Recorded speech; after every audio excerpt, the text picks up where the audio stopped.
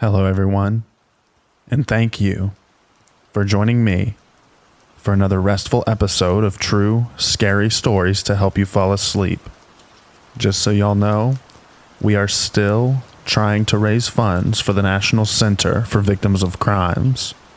There should be a link just below this video so that you can donate towards the cause. But without further ado, lay back, relax, and enjoy these true, scary stories.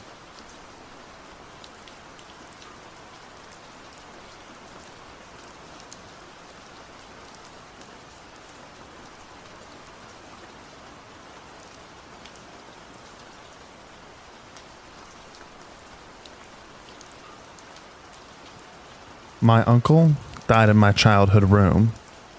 To give you some context, I'm adopted, and was adopted when I was 2 days old. Prior to my birth and subsequent adoption, my father's brother was diagnosed with cancer and lived with my parents in the spare room before I was ever born. Now, to clear up some confusion, since I mentioned I was adopted, whenever I say parents, I'm referring to the parents who adopted me, as they are in all meaning of the word my parents. During the later stages of his cancer, he lived with my parents, who aided in taking care of him and giving him a place to live, as he could not work at this stage. He was an absolutely wonderful man from the stories my parents told me about him, always playing pranks in a light-hearted nature.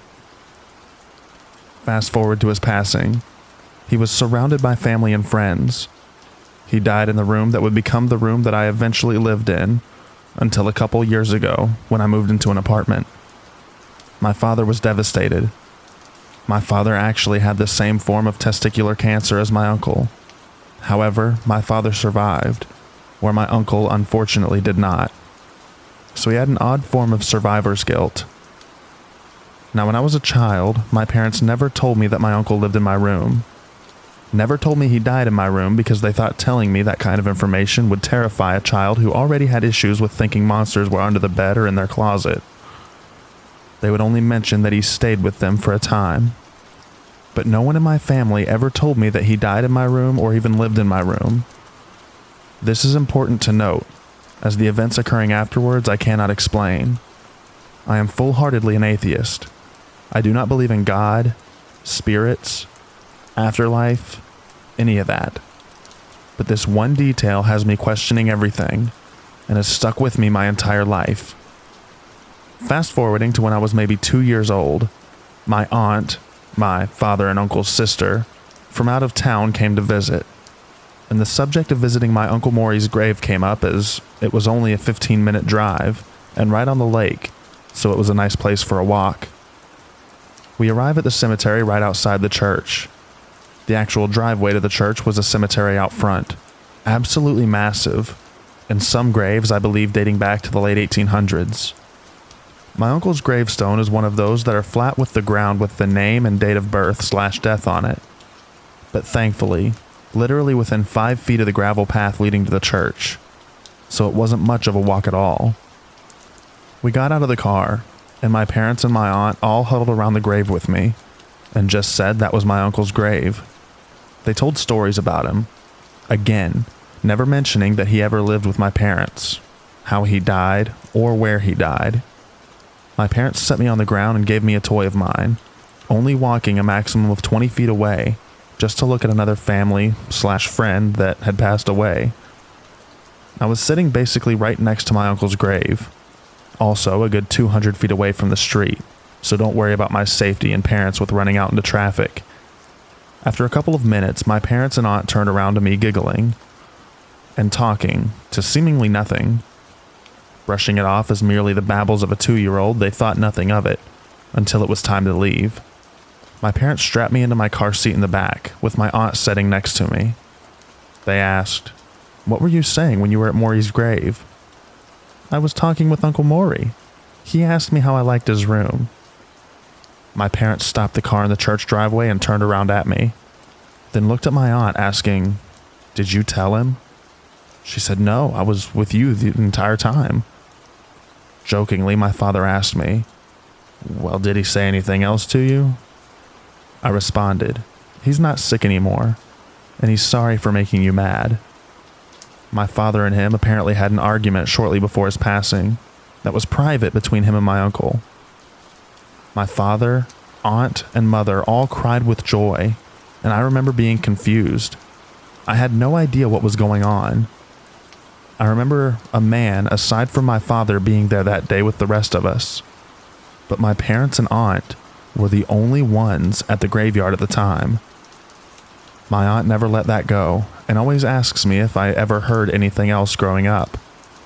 My father still doesn't know where I found out that he lived in my room. As an atheist, I have to admit, this could very well have been a family member talking to another about my uncle living in my room, and I somehow overheard it. But it was several years between his passing and my birth, so the topic almost felt irrelevant. And my entire family didn't talk about the concept of death to me until the passing of my great-grandmother. The trauma felt like an unnecessary exposure until they had to explain what happened to my great-grandmother. Other events have happened in my life to pull me towards the chance of ghosts could exist. But my lack of faith always pulls me away from that possibility. Thanks for listening.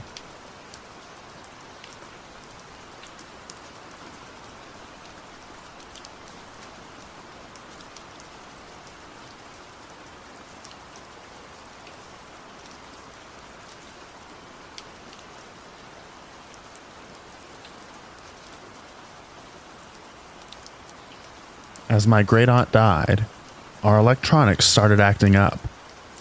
Good evening, everyone. I shared previously how my family and I have had several experiences in our house with family passing. I talked about how my uncle passed away in my room previously, and some of you asked for more stories that I and my family have experienced. This happened to my father, but I was there to witness it. For some background, I live in New York and grew up in a small town. My father has a fairly large Italian family. He's one of 7 siblings, technically 8, as one died after birth and shared the same name as him. But that's a story for another day. Similar to how my father had many siblings, his parents also had many siblings. My great-aunt was in her 90s, and her health was deteriorating rapidly near the end of her life. During her final days, she was in hospice care, and my father would visit often, among other family members. My father would often get up at almost 5 a.m. to drive the 45 minutes to work each day, and had an old-school radio alarm. This fateful morning, however, he was awoken at an odd time, just before 4 a.m. to the radio going off, playing a very specific song that was one of my aunt's favorites. The song that was playing was not only a specific song, but a specific rendition of the song that was my great-aunt's favorite. I would have to ask my father what this song was, but I distinctly remember my father waking me up before I had to go to school asking, "Hey, did you mess with my alarm?" I told him no, as I'd have no reason to do such a thing. Brushing it off as a very odd event, my father continued his morning routine, unable to go back to sleep. This included going into our basement to iron his suit prior to going into work as he worked a corporate job. Our basement is sectioned into 3 separate sections. The laundry room where the washer, dryer, workbench, hot water heater, and furnace is. A secondary large room with some workout equipment, an antique leather couch, and several antique furniture items passed on from our family, and in the very back, a fairly large storage area. The light at the very end of the basement was on. This light, mind you, is a pull string, and we would always turn this light off after using it. And we almost never had a reason to go into this part of the basement unless we were getting Christmas ornaments or other decorations out of storage. The light was on, and odder still, the second light at the end of this room was on. This was where my father stored items from his parents who had passed. Various antique furniture, expensive china, old pictures, and vinyl albums. My father, feeling something was off from the event with his alarm radio, called for my mother to explain what was going on. Not 5 minutes later, my aunt called my father telling him that he needs to get to the hospital as my great-aunt was in the final stages of passing. I went to school that day and received a text from my father saying that when he got to the hospital, my great-aunt had passed shortly after. Had he been asleep, he wouldn't have made it on time to be with her. My dad was a Catholic most of his life, and throughout many traumatic experiences in his life eventually lost his faith. Between the previous event with his brother that I mentioned in this subreddit and this event mentioned in his post, he regained a bit of his faith that day. I, however, has always been a skeptic of the paranormal. I've always been a firm believer there's a scientific answer that can explain most, if not all, occurrences. I can't ignore the fact that I've experienced several events in my life that have made me want to pursue and help others with similar experiences, even if it means debunking a possible paranormal experience. My aunt would soon tell my father that she too had electrical anomalies that day with the TV turning on in the middle of the night, but I never got the full story from her to accurately provide here, and my wish is to avoid any and all embellishments. I'd be more than happy to share my other experiences or answer any questions. I just hope that this helps those out there that may have experienced similar events. Thanks again for listening to my story.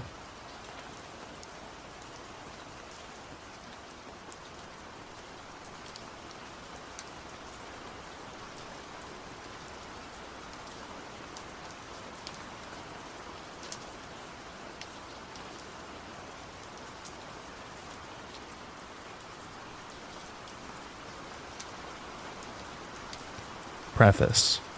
I've always felt like I'm a little more sensitive when it comes to ghosts/spirits than your average human being.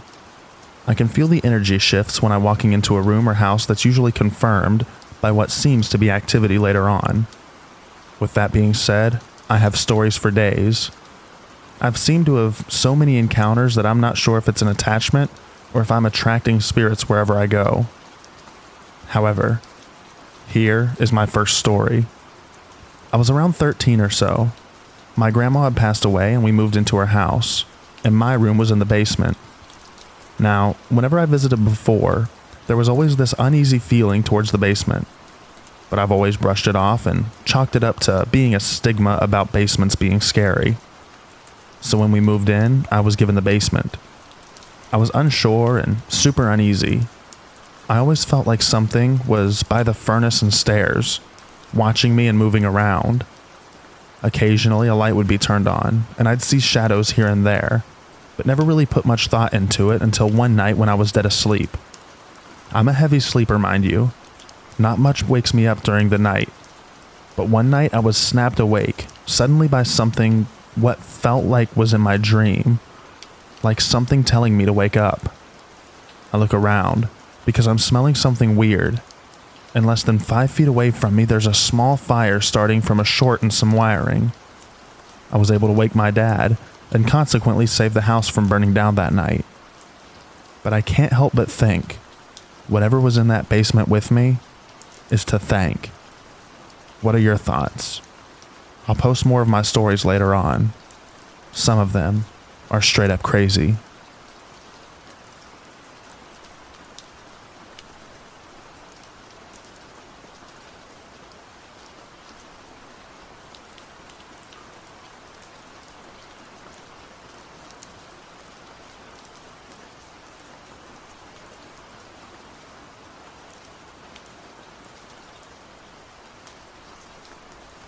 This event happened about 1981, and I would have been 11 years old. My younger cousin Kathy was also visiting our grandparents and staying the night. We were in an upstairs bedroom of the farmhouse that was located right in the center of a 100-acre working farm. Just beside the house to the east was what I called the Old Tractor Road. I've heard of this type of road referred to as a two-rut road. My upstairs bedroom window overlooking this farming road, which is probably in use even before the old farmhouse was built. Right next to the house was a stacked wood pile, and then a 4-foot wide grass walkway. On the other side was our grandmother's 15-foot wide garden that ran parallel to the old road. So even in the dark, I could easily see the road since it was so close to the house. On the opposite side of the road was a huge 35-acre cornfield that at the time easily stood 5 to 6 feet tall. It was a warm summer evening, and we were supposed to be sleeping by this time, but we were talking about music and our favorite bands. Being Canadian, she naturally liked the band Rush. My cousin and I began to hear a distant conversation between at least two people that was definitely coming from outside. We could also faintly hear footsteps on the 2-rut dirt road. As the conversation got closer, the footsteps also became louder. We slowly kneeled down at the open window and listened. It was probably around 11 o'clock or so, and our eyes were already well adjusted to the darkness, and we would easily be able to see what was happening just below the window. The conversation and footsteps gradually became louder, and we knew for sure we would soon see who was trespassing on our land. Maybe our grandmother would also hear this and appear with grandfather's shotgun, as she had done so many times before when she had thought there was a threat to our property. Grandma was no joke, and once grabbed a huge knife and told me to get the front end loader. When I returned, she had already gutted a cow and had it ready to hang from the loader. Well, Grandma did not show up to save the night this time. The conversation of footsteps gradually became louder and louder. Then, without my cousin or I seeing a thing, they slowly became quieter and quieter and eventually stopped. There was no possibility of this walking and conversation taking place in the cornfield, because we did not hear the familiar and unmistakable sound of at least 2 people making their way through a tall cornfield. I should also add that we did not see a flashlight or lantern. We only heard the conversation and footsteps. I do not recall what the conversation was about, and I'm unsure if the conversation was understandable at all. We never saw anything or anyone. This probably happened over the course of maybe 2 minutes or so, but I have spent hundreds, if not thousands of hours thinking back to this warm country night and what we were able to hear but not see. I cannot explain this event and can only describe it as my first of very many paranormal experiences, including a full-body apparition. Reliving this experience has made me realize I should reconnect with my Canadian cousin Kathy.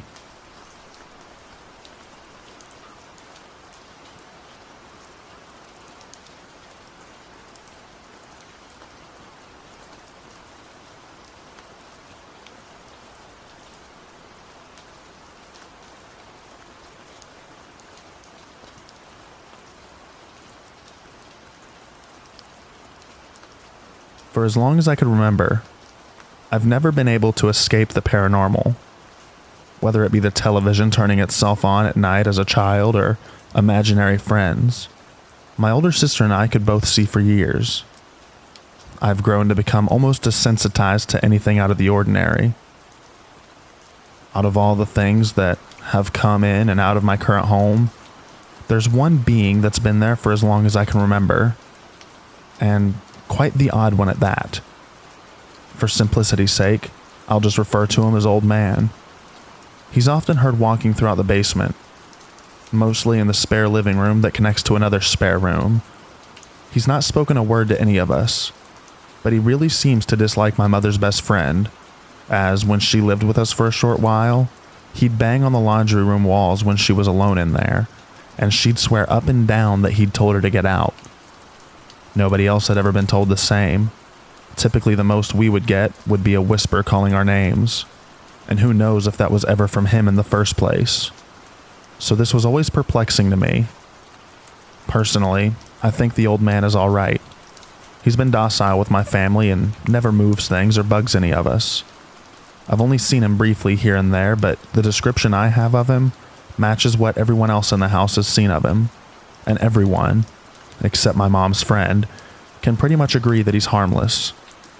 When my room was in that spare room connected to the basement's living room, I'd often come home to an empty house after school and crash for a couple hours while waiting for anyone to come home. Sometimes I'd be so tired from staying up too late and having to get up so early that I'd fall asleep with the lights on, and in those cases, I'd wake up 90% of the time with the lights having been turned off for me. Nobody in my family ever admitted to doing it, and my parents really wouldn't have been the type to turn the lights off for me to sleep, since they found my messed up sleeping cycle and daily naps to be frustrating. With both of my siblings being gone most of the time around then, it was also unlikely that they'd lie about not doing that for me, so I can only assume the Old Man was the one who'd help me out with the lights. I've always wondered if perhaps he's some sort of guardian, yet the way he acted towards my mom's friend contradicts that, since she's by no means a bad person or deserving of that. Though, I can't say for certain if the Old Man is the one who did that, since she never saw him when the walls would be banged on. I wonder how many of you had similar experiences, with a being acting docile to some and hostile to others.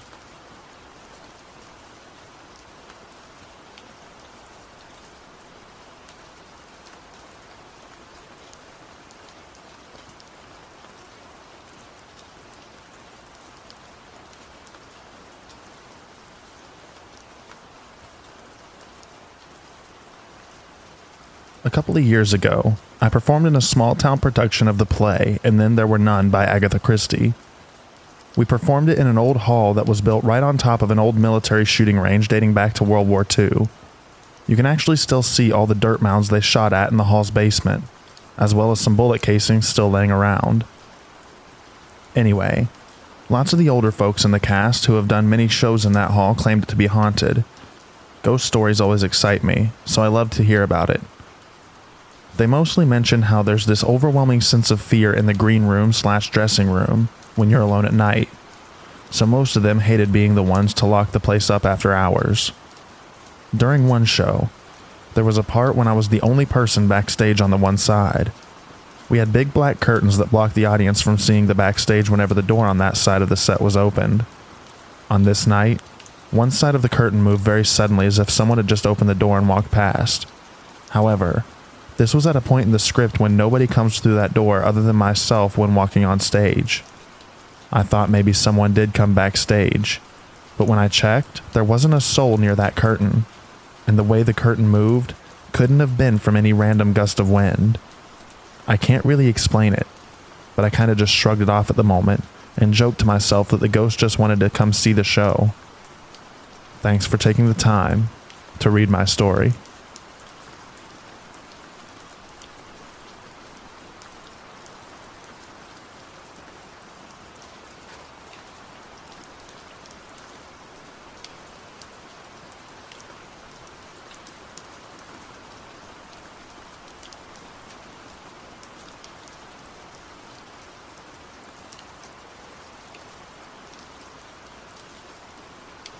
This is an actual experience I had, and it still freaks me out to this day.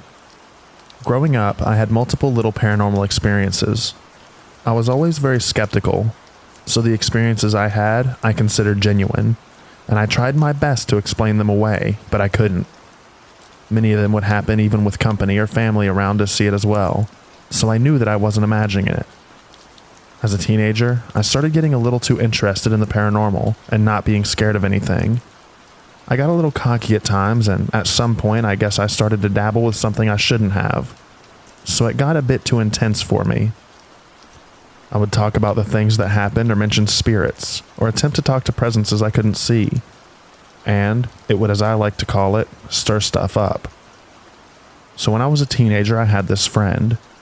He would be in mid-conversation with me and randomly trail off on some weird stuff that sounded creepy and didn't make any sense. Then come to and not have any clue what he said and be like, "Whatever, man. I don't know what you're talking about." And continue on with the conversation like nothing happened. Usually it ended at that. But when we were 15-ish, he went into one of his things, kind of like a trance or whatever, as we were on the phone.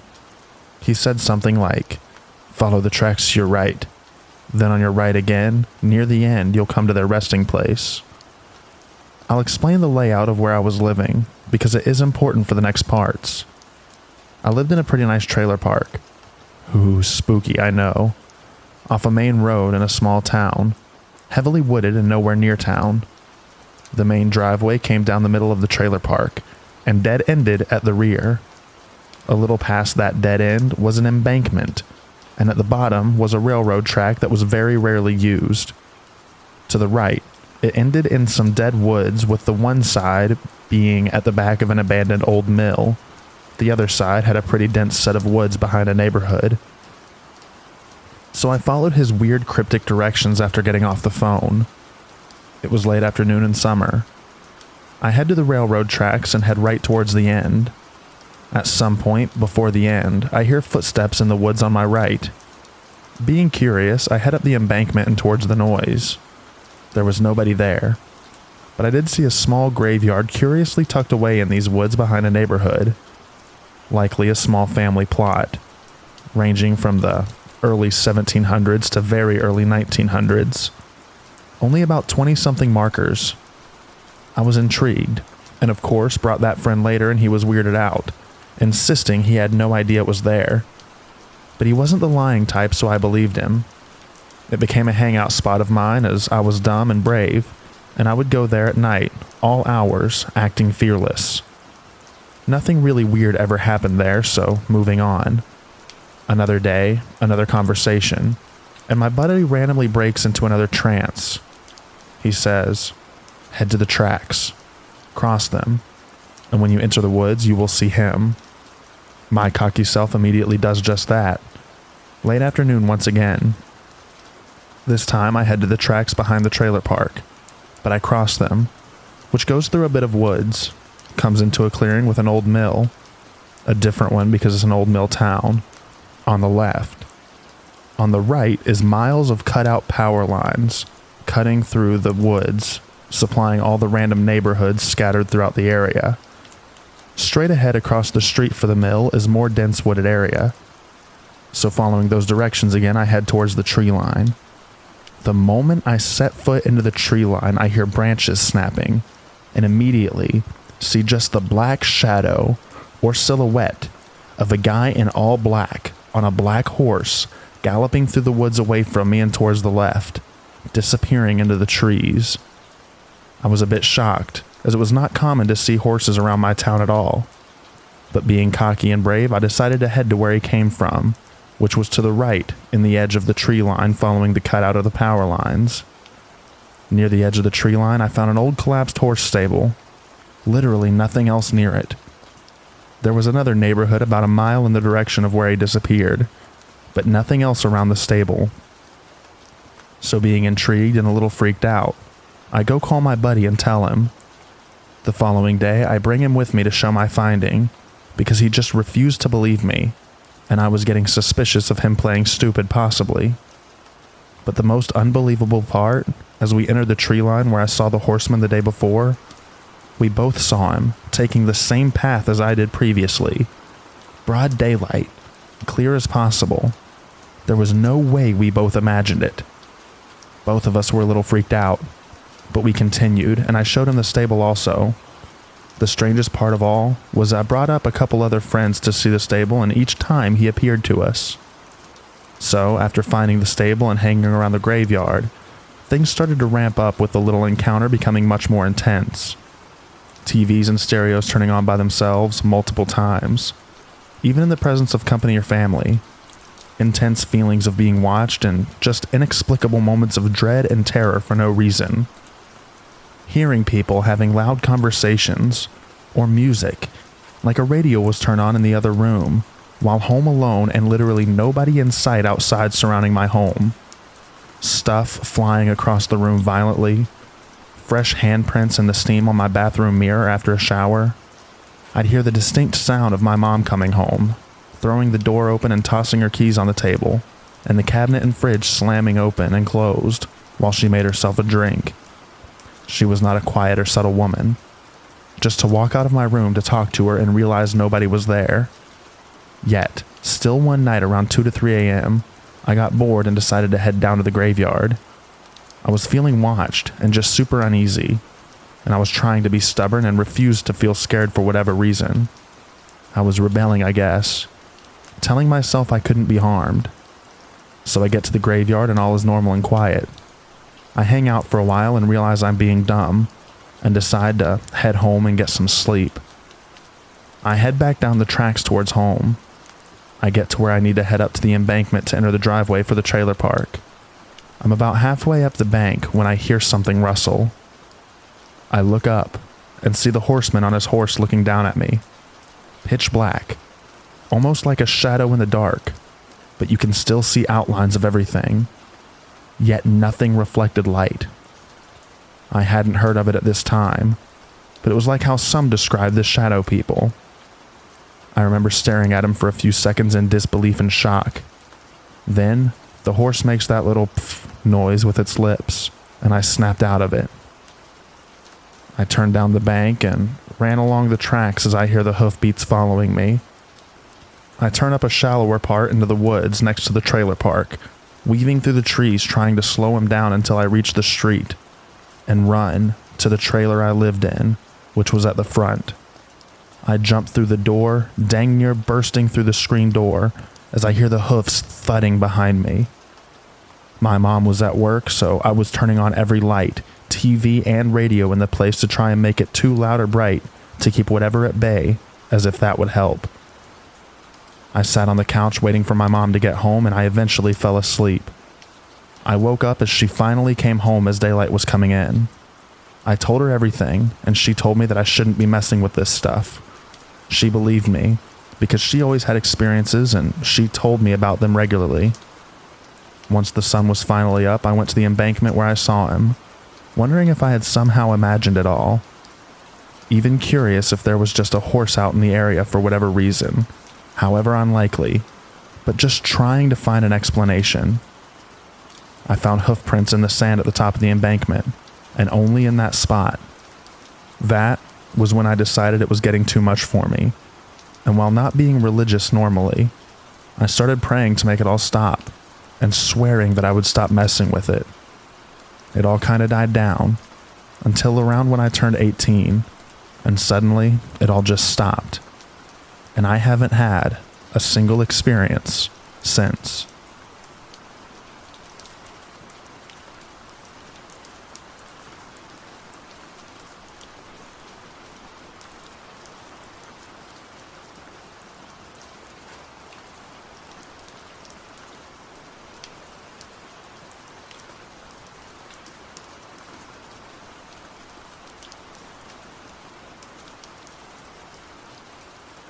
When you think of a ghost dog, some may think lost, innocent spirit, and others may think demonic. In my case, I'm not really sure how I feel about what I saw. It all began in 2017. I had a friend over and we had been playing Minecraft on the PlayStation 3. We played for hours on end, having the time of our lives. Everything was going so well, until my grandpa came storming out of his room demanding we go to sleep. My friend, being completely terrified of my grandpa, went to sleep immediately. On the other hand, I decided to see if I could stay up all night. Note, we were sleeping on our L-shaped couch together. She was on one side and I was on the other. Hours passed. I was still lying awake with no phone, only a crappy dinosaur watch from Checkers. I couldn't tell the time even though I was 11, and everyone else in my class could, so I sort of figured it was about 3 because the hands were on 3. I stopped staring at the roof and looked over to the mini lounge next to the couch that had 2 pink velvet couches, one of which, to my disbelief, a dog appeared, standing on top of the back of the couch of the 2-seater sofa. It wasn't a normal dog though. It was a skeleton of a dog, quite a big dog. It was staring forward into the mirror across the room, its eyes red, and body emitting black smoke. In that moment, I didn't feel any fear, more a sense of curiosity and calmness. I wasn't afraid whatsoever, and just stared. I thought I was asleep, but I was actually awake, and it was really happening. I just lay there, staring at this demonic-looking dog. No sound. Around the surrounding area displayed faint color of the objects surrounding me, accompanied by fuzz, sprinkles of gray. This dog disappeared after a few blinks. In the morning, my friend woke up in her own pee. She had peed the bed. She has never done that before, and it could have been a coincidence, but I don't think so. To this day, everyone has put this up to my imagination, but I know it was real.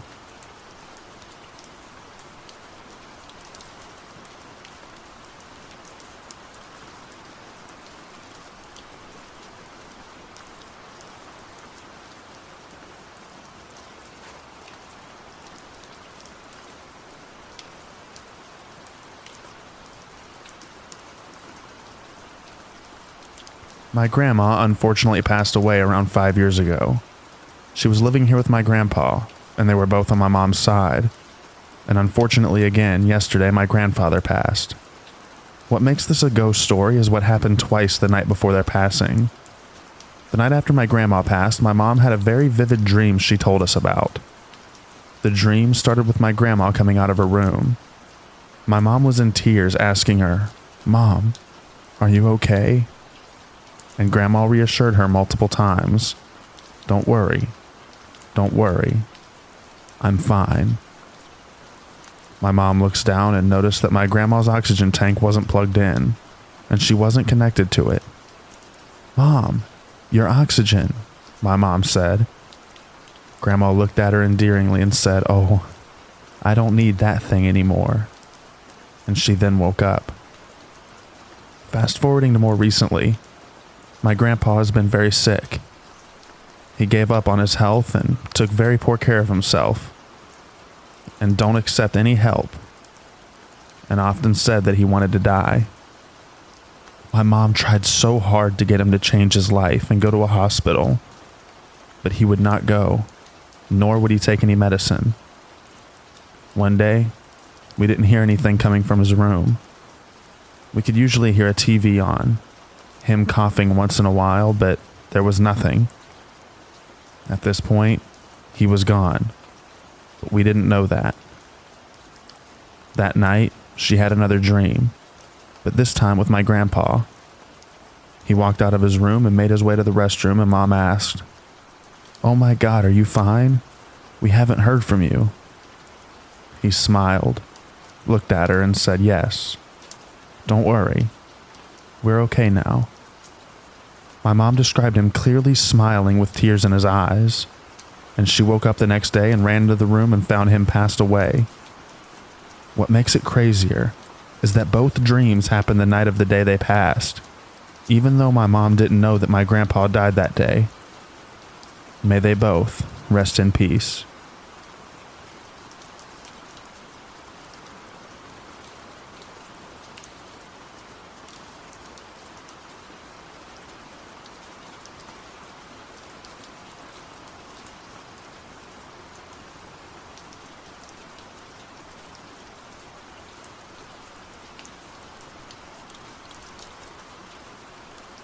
So to give you a quick context, me and my 3 friends explored this abandoned house about 5 years ago, our sophomore year of high school. And this house had the creepiest energy, and it also had a Ouija board inside a room with a bunch of scratch marks. So it was forever known as the creepy, haunted, abandoned house. Some more context. I had a dream on this road that I will be referencing where I was driving, and on this road were these 2 ghostly looking figures with decayed faces that were absolutely terrifying. Okay, so now for the story. I was hanging at my friend's house with my 2 other friends. I'll call them Harold and Pete. We played the new horror game, The Devil Inside Me, so we were already kind of creeped out. We left our buddies, and Harold left about 5 minutes before I did. As I'm driving, I get to the road that I had a dream on. Obviously, at this point, I'm not thinking anything of it. However, Harold calls me kind of freaking out about how he drove past that abandoned house, which has always been on the way to his house, and it has the main hall light on, which had never once been on before. He was telling me how freaky it was that this was the first time it's ever happened, especially after playing this horror game. Now, immediately after he told me this, I felt a huge vibe change. It turned into this super dark vibe, and immediately I knew something was going to happen. I thought back on that dream that I had, and thought for sure something was going to happen. As I approached this spot in my dream, a raccoon came out of nowhere, and I smacked it. My first ever time hitting an animal was right after Harold called me about that house. That whole vibe felt like it was all planned. The fact that this all happened at once within a couple minutes was pretty crazy. I do believe he called me with that bad juju, and this all happened because of that. I feel like I didn't explain it the best I could, but I still thought that I would share it.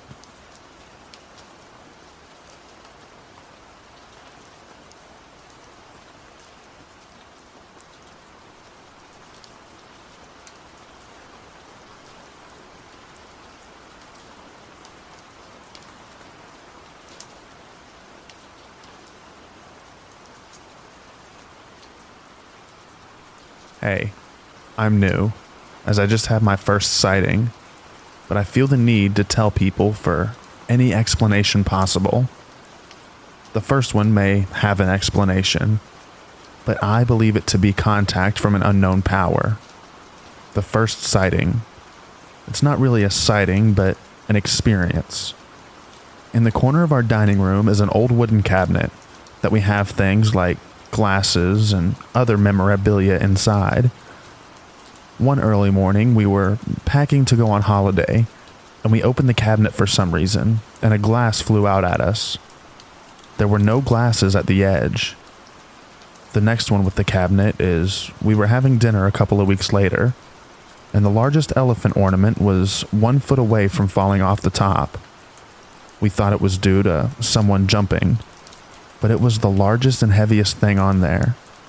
You could see the skid marks on the dust after you lifted the elephant up, meaning something had moved it. The second and scariest sighting. Same house, nothing different. My parents were on holiday and my sister was in bed, just me downstairs.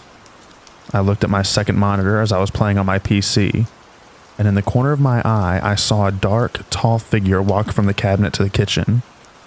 Me, being an idiot, told my friend, 1 second, and ran into the kitchen, and there was nothing.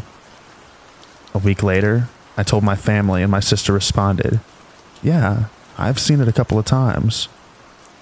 And my dad said that once he was in the living room, and he saw it as clear as day walk opposite him, and match the description I gave, when I hadn't told them what it looked like. Spooky.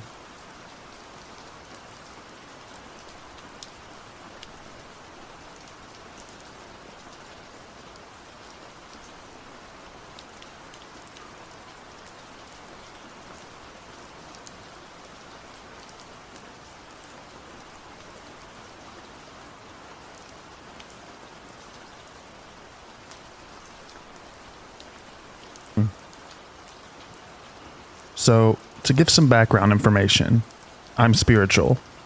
If you don't know what that is, spirituality involves the recognition of a feeling, or sense, or belief that there is something greater than myself, something more to being human than the sensory experience.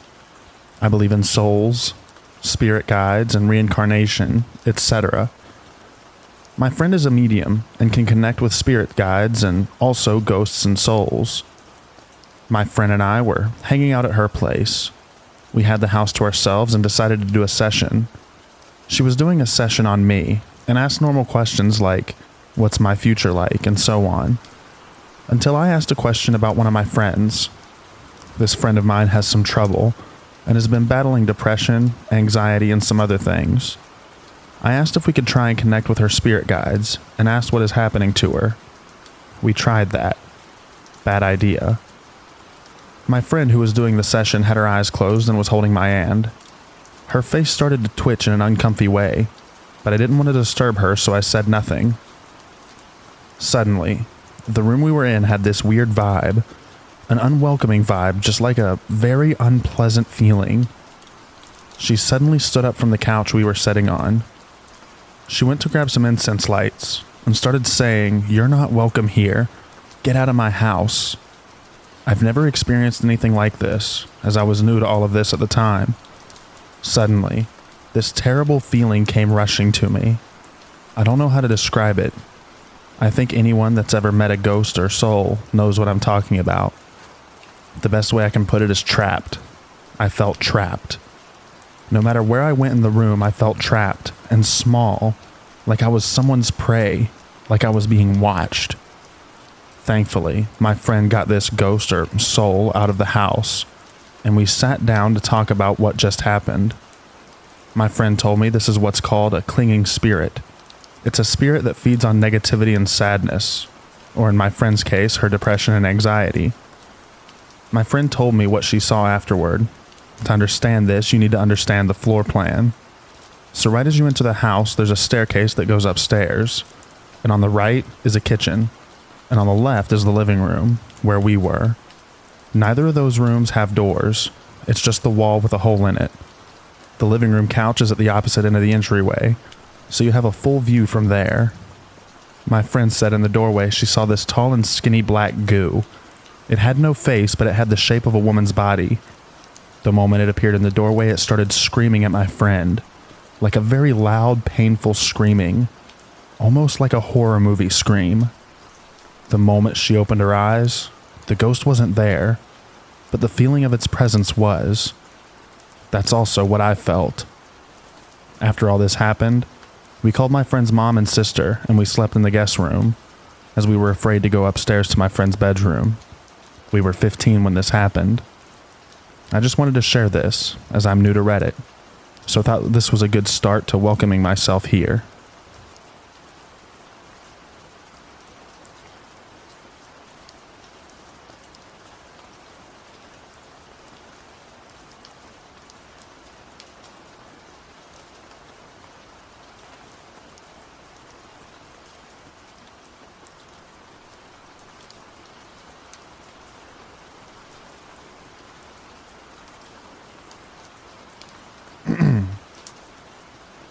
Okay, this feels a little odd for me to add, though I thought it might be worth it.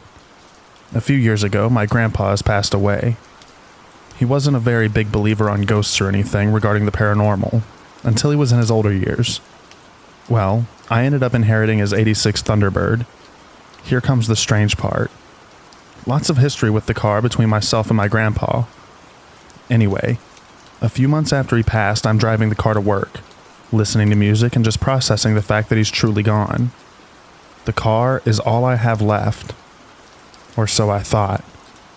I drive towards one of my work sites, and out of nowhere I get a blast of the cologne he always wore. Givenchy No. 2. It was his favorite cologne to use whenever we were going out anywhere. I pulled up to my work site and parked the car. I can smell the cologne so strongly in the passenger seat, and I'm staring at it like, there's no cologne in here, but why does it smell like Grandpa's? It takes me a solid 2 minutes to figure out that his spirit was in the car with me. His spirit had taken a ride with me to work that entire day. The cologne scent didn't dissipate one bit. It was honestly reassuring to me that he was still there in a way. So yeah, interesting encounter for me, because of the fact that when he was alive, not a strong believer in the afterlife. Well, he proved himself wrong, because he still hangs around me when something's wrong.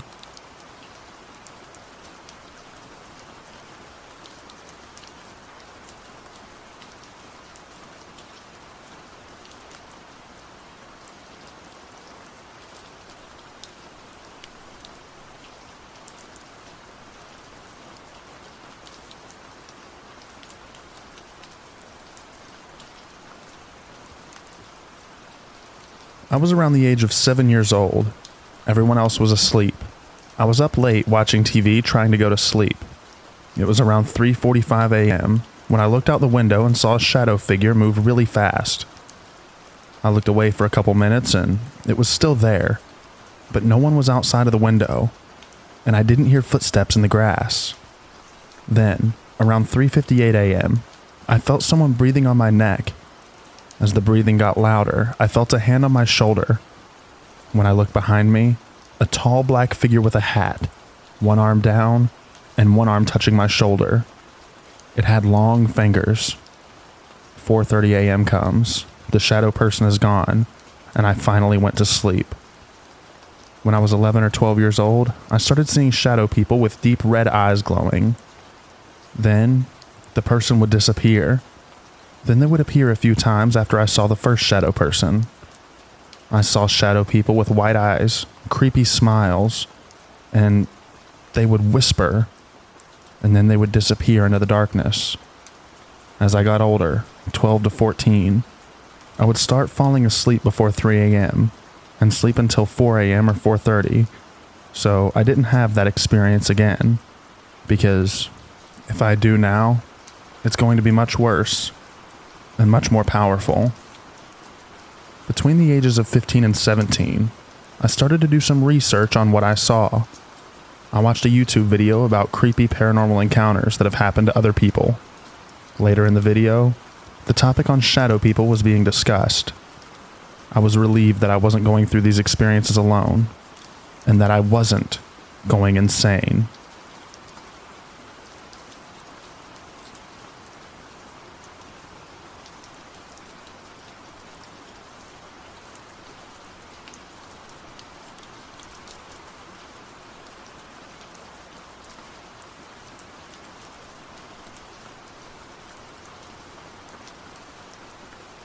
This is my experience, cross-posted from r/paranormal.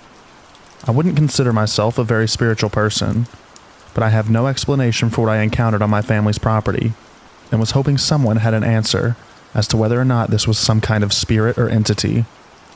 My family has around 360 acres in northern Oklahoma that has been in our family since the land rush. Growing up, the family would meet there for Thanksgiving and Christmas, but as the family expanded, it was quickly outgrown. Nowadays, I'm the only person that goes there, and I go there to regularly train with my firearms. I went there earlier this year and had an experience that shook me so badly that I haven't spoken about it until recently, and will never go back there alone.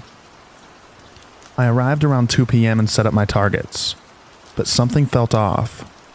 I use an electronic headset for hearing protection that also amplifies ambient noise, and I noticed that everything seemed to stop. No wind, no bugs, no birds, nothing. Just complete and total silence, which is very unusual for the area. I run my normal drills, and as the sun starts to set, things get stranger. Odd smells, like a dirty litter box and body odor, started coming around, and I noticed that the coyotes were crossing the field west of me, almost as if they were intentionally avoiding entering the woods nearby.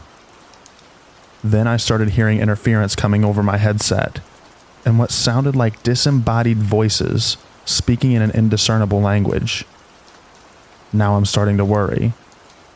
I start gathering my things, and I hear what sounds like a woman's blood-curdling screams coming from the woods. Around the same time, I got what I can only describe as a nauseating, omnidirectional feeling of being watched, shortly followed by very distinct footsteps trudging through the foliage in the tree line, approximately 30 yards from my position. I've been an avid hunter since childhood, and I'm familiar with noises of the woods, and the cadence of the footsteps were indicative of a large bipedal creature, oddly human-like. I pull my phone out to take video, and I start scanning the tree line with my flashlight. Standing behind a tree at the edge of the tree line was a tall, black silhouette with spindly limbs and a pale face, looking directly at me. I managed to capture a great still image of it from the video that I will try and find to attach. I quickly grabbed my range bag and made a run towards my truck. I get about 50 yards from the truck, and the light post on our property that is hooked up to the county power and has never turned off in the last 20 years I've been going there suddenly cuts off. Now, I'm blindly running in the direction I believe my truck is in, while I hit the unlock button on my fob to find the lights. I get in my truck, speed off, and as I'm watching in the rear view, the light post turns back on. I apologize for the long post, but I'm finally ready to get this out in the open for interpretation. I tend to think of myself as a rational person that doesn't necessarily believe in the woo kind of stuff. Although my mother described me as being sensitive and somewhat gravitated towards energies as a child. I was doing everything I could to rationalize or come up with a reasonable explanation for the things I was experiencing, but I have no explanation. The kind of fear this experience put into me was like any kind of fear I had ever felt.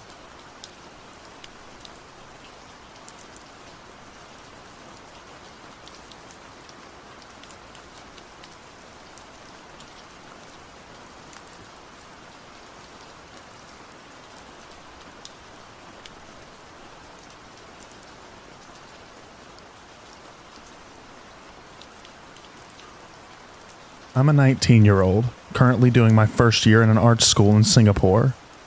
Before attending this school, I've heard a lot of stories about this school, like students hearing soldiers marching in the building at 9 p.m., women crying in the toilets, and people running in the school building even though it's already 12 midnight.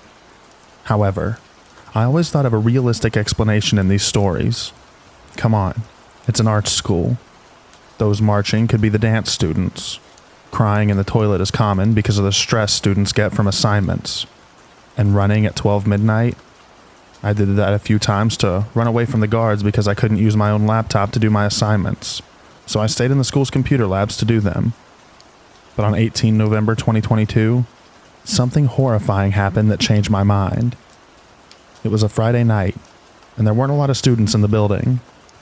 My school is located at the heart of the busiest location in Singapore. Clubs and bars were nearby.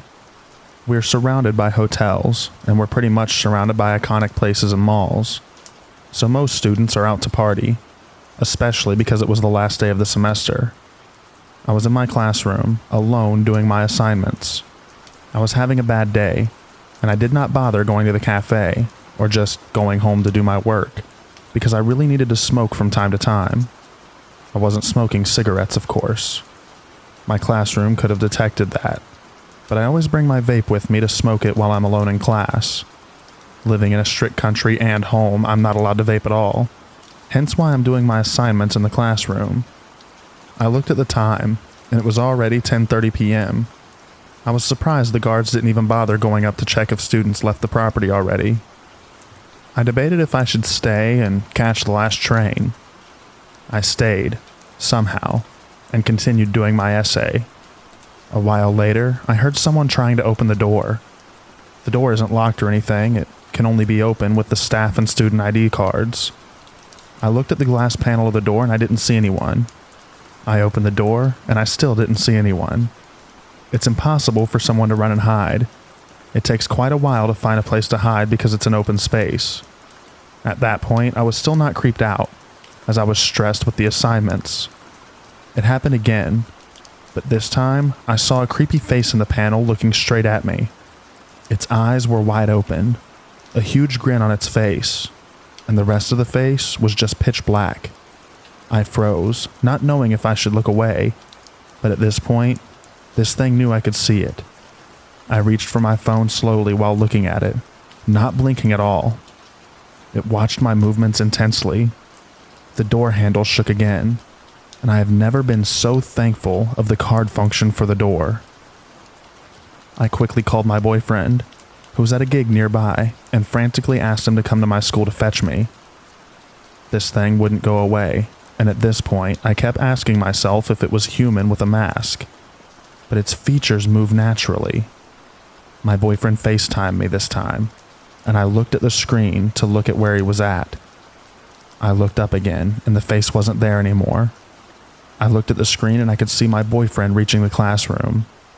The door shook again, but this time it's my boyfriend. I opened the door and hugged him. I was shaking so bad, and the whole time we hugged, he calmed me down and told me he didn't see anything, so we're safe now. We packed my bag and immediately left the building. We have this belief where if a ghost or spirit shows itself to you, you're not allowed to go home immediately, as it will follow you. Instead of catching the last train, my boyfriend and I decided to sit at a nearby coffee shop and eat supper. Though it happened recently, I don't know what that was, and I'm never staying in the classroom, late at night alone, again.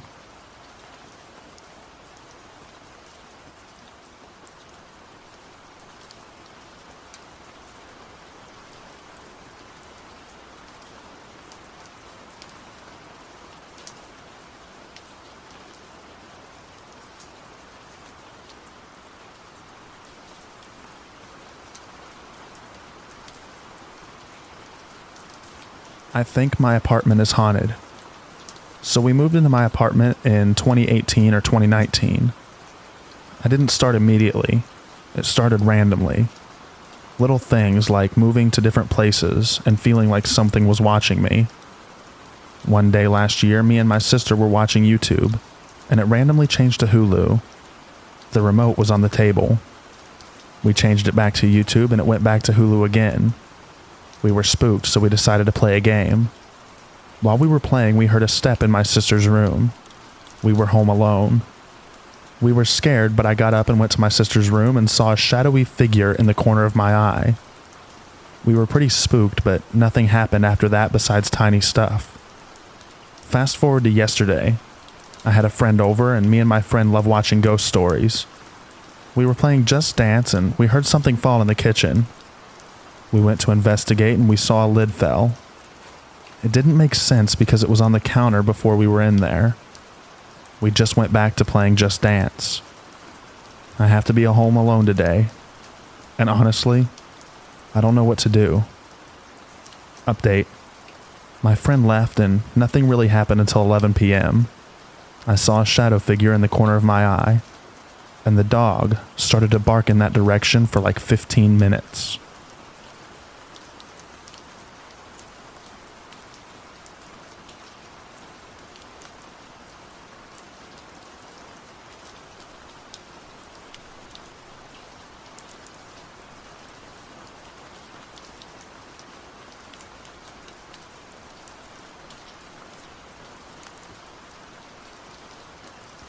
I was about 5 or 6 years old, so about 2001 or 2002.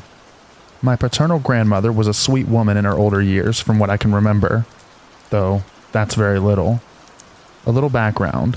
My grandmother had many illnesses as she grew older, and my mother was an RN at the time and was able to care for her whenever possible. The nursing facility my grandmother was in was fairly decent to my knowledge.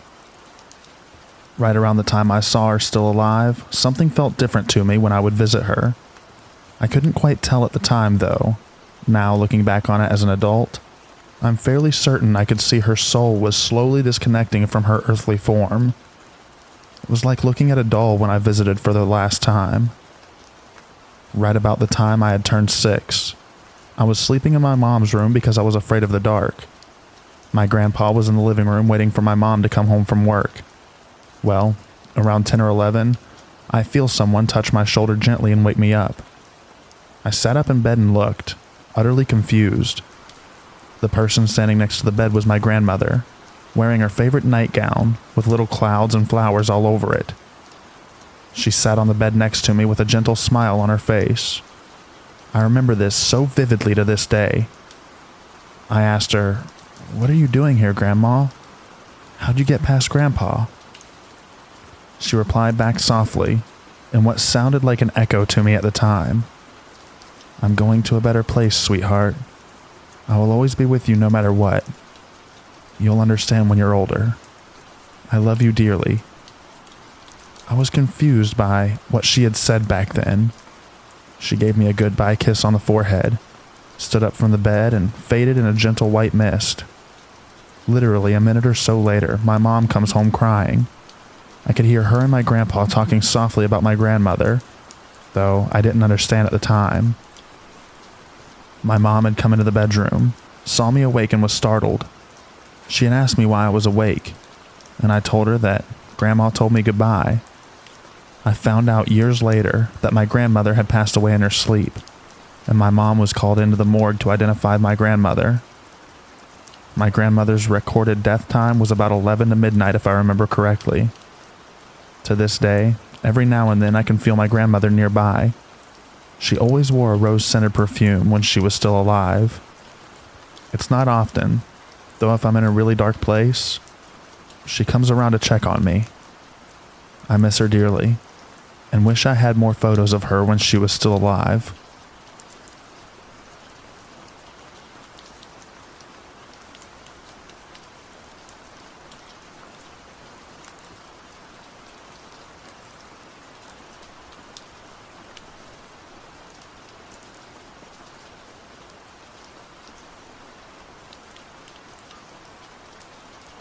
Back in late January 2022, my dad died in his house, so we all kind of moved back to our mother's house.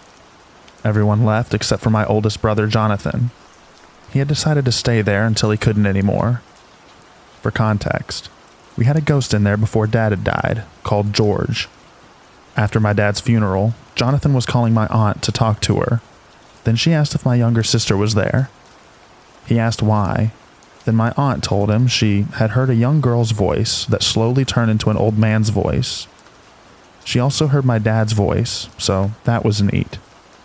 After this, my aunt found the real name of the ghost. Then Jonathan said on the way into the house, this is where all the creepy stuff started happening. After this, anytime he turned on the kitchen light, he would hear loud footsteps banging up the basement stairs. At one point he heard things in the wall and in the ceiling just banging around. Once, when he was sleeping, he heard loud banging on his bedroom window. He went out there the next day to see a pair of footprints emerging out of thin air, then just disappear. My aunt at some point gave Jonathan a rock that was supposed to help with paranormal stuff. It worked. It's just he felt something watching him. Constantly in the nights of the month he left. He would also hear banging on the cars, like it was trying to lure him out of the house. He left in April, not due to the ghost, but due to the house being put up for rent again. It's safe to say, Jonathan accidentally made that ghost angry.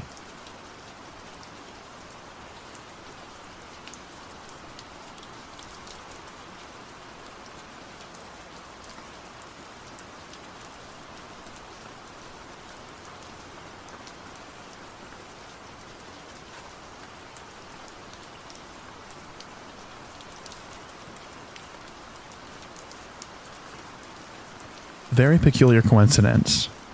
Years ago, my college roommates and I lived in an old 3-story house. The 3rd floor was one large den area. Our bedrooms were on the 2nd floor. On multiple occasions, we would hear what sounded like a very heavy person running around. It was loud and distinct. At some point during our year living there, I got really sick. It was pneumonia, and I was feeling absolutely awful. I was taking a lot of medication, some of which was codeine. I was sleeping hard. I had a super vivid dream where I was laying there in my bed, exactly as I actually was. I looked up, and there was a man wearing a yellow shirt and overalls. He was a large man. I didn't feel afraid of him, just unsure of who he was. In my dream, I ask him who he is, and he just disappears. This confused me when I woke up, because I realized I've never noticed color in my dreams before, or colors never stood out in my dreams before. But the yellow shirt stuck with me for some reason. Anyway, a few weeks later, my roommate gets mono and she's down bad. She couldn't sleep, which is a very common symptom of mono. She felt like she was going nuts being confined to her room without rest. One night, she finally got a few hours of sleep, but texted me freaking out that she had a nightmare. I asked her what her dream was, and she said she was laying in her bed looking at her closet, and she saw a huge man wearing a yellow shirt and ugly overalls. We were both sick and exhausted, and for sure our brains do weird things when our bodies are working hard to get us healthy. But for both of us to see the same man in the same outfit, very strange.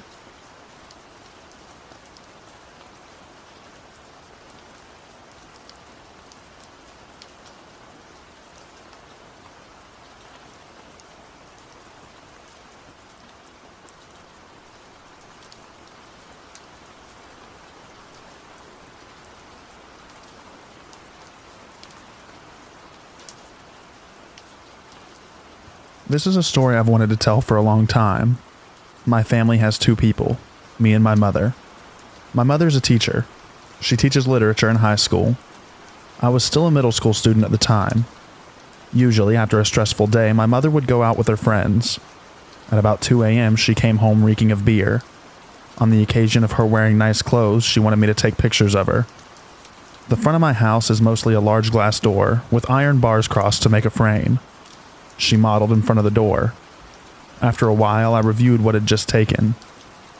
Everything seemed to be normal, until one picture that I noticed something strange. There's a white streak behind the glass door next to my mother's face. I try to take a closer look. Unmistakably, it's a face. A white face with 2 black eyes looking straight into the camera in a creepy way. So black that it seems to just be an eye socket and a toothless wide mouth. Everything seems to be twisted into the center of the face. I have a feeling that this is not something that should exist. Like I just saw something I shouldn't have. But it's clearly appearing right in front of my eyes. I started to feel cold the more that I looked. The more scared I became. My mother noticed and wanted to see what I just took. I told her there was someone behind the door. She yelled at me, called me nonsense, but I know that my eyes don't deceive me. And of course, her reaction confirmed everything. Her face darkened. She immediately sobered up, told me to remember to close and lock the door, turn off all the lights, and tell me to go to my bedroom. She also immediately entered her room and closed the door. The next day I checked the camera again. I couldn't find the picture. Maybe she deleted it. Since then, she and I have not talked about this anymore. It's been behind my mind for so many years. I really wanted to tell someone. It's probably crazy enough not to believe me. But I know I haven't lost my mind. I know what I've seen. And even my imagination is not an element here, because she sees it too. My family doesn't worship anything, and I'm not superstitious, nor do I believe in ghosts. But it was an event that 8 years later, I still can't forget.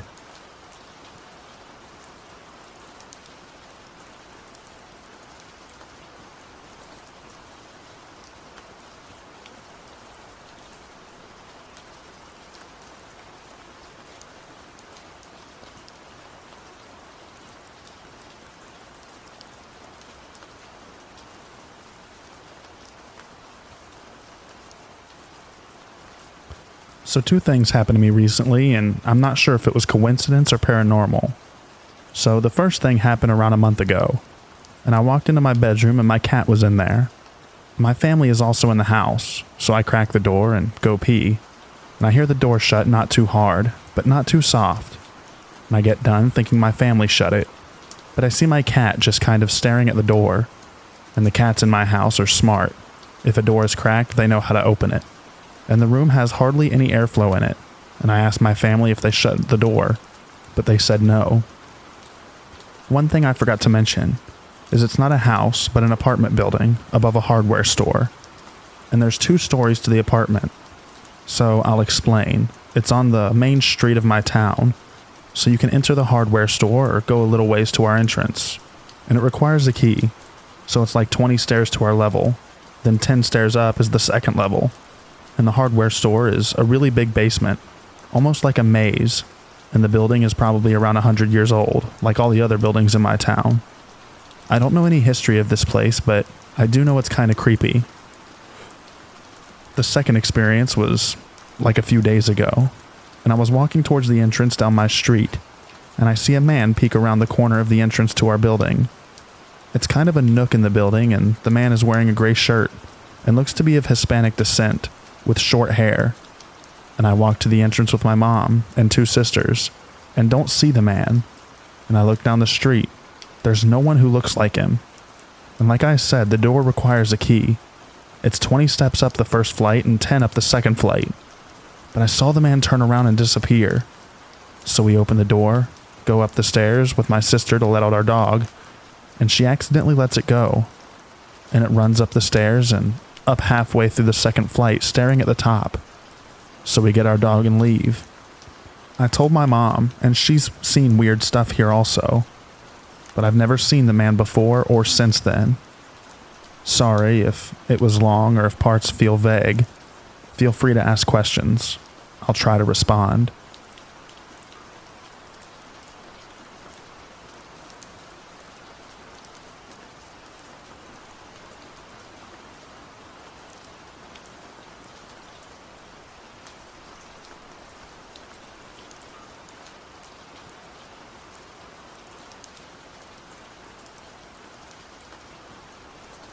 Hello, Ghost Stories community. I've been interested in and reading many of your shared stories and experiences, but now I have one that I'd like some help understanding. My partner, who is known to be logical and rational, calmly let me know that there was a man who visited our bedroom twice. One occasion during the early hours of the morning, and another in the late afternoon of the same day. This man appeared for only a second at the foot of our bed for both occurrences, before disappearing without a trace. My partner described the man to be dressed in a short, black hat with a brim, had black sunglasses that covered his eyes, wore a black trench coat that extended past his knees, and was holding a briefcase in one hand. This man appeared at the foot of our bed and faced my partner twice, but did and said nothing before vanishing again. My partner and I have not experienced anything like this before, and while we're not alarmed, wonder what this man's intentions are. Has anyone seen a character similar to this description? And how did you handle it? Thank you.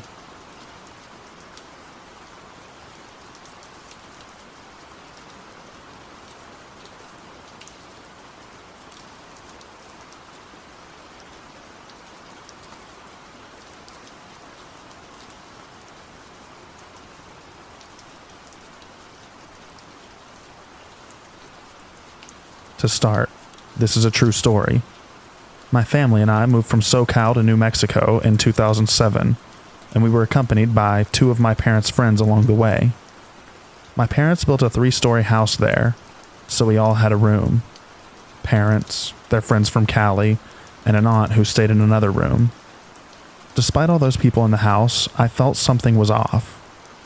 They told me that I was just adjusting, and they still hadn't called the priest to bless the house, and that when he came, all would feel better.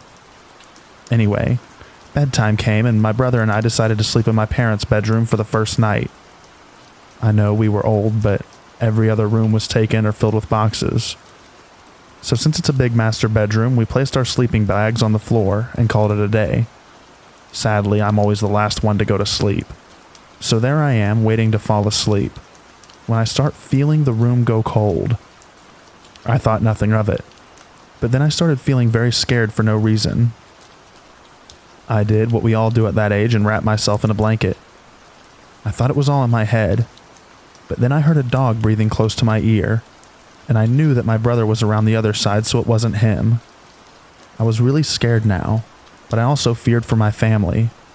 I am the oldest, since they were all asleep. In an act of desperation and fear, I got up, only to find that nothing was there. I woke my dad up and told him what happened. He just thought I was exaggerating and told me to pray and go to sleep. This time I slept a little closer to them, and right when I was about to go to sleep, a solid steel door that we have at our entrance slammed so hard everyone jumped and woke up.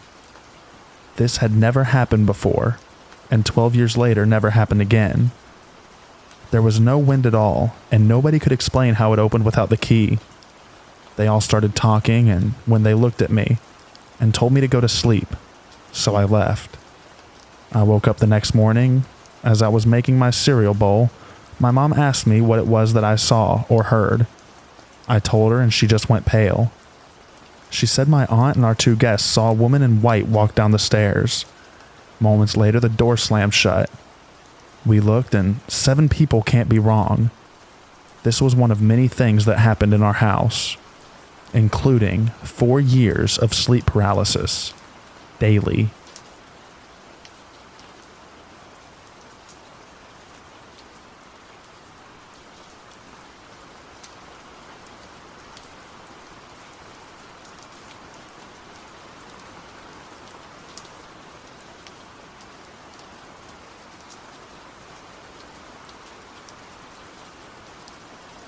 So basically, I'm a 14-year-old female, and my friend is also a 14-year-old female, and it was break.